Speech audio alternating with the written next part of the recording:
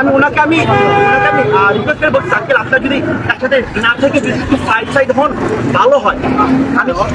আমি এভাবে বলছি কিনা ডোন্ট নাই, ওনারা সাইডে গিয়ে একসাথে চা খাইতেছে, কখনো কখনো বিড়ি খাচ্ছে, ডাজেন্ট ফেক। আপনার ডিউটি ছাড়া আপনি এটা করতে পারেন না। উনি আমাকে রাগে বলতেছে যে আমি নাকি তাকে কমান্ড করি। ছাত্র সমাজ কাউকে কমান্ড করে নাই, হয় কথা শুনবে তাহলে তাকে প্রত্যেকে সরাই দিবে। ছাত্র সমাজ এরকম ঘটনার সাক্ষী আমরা।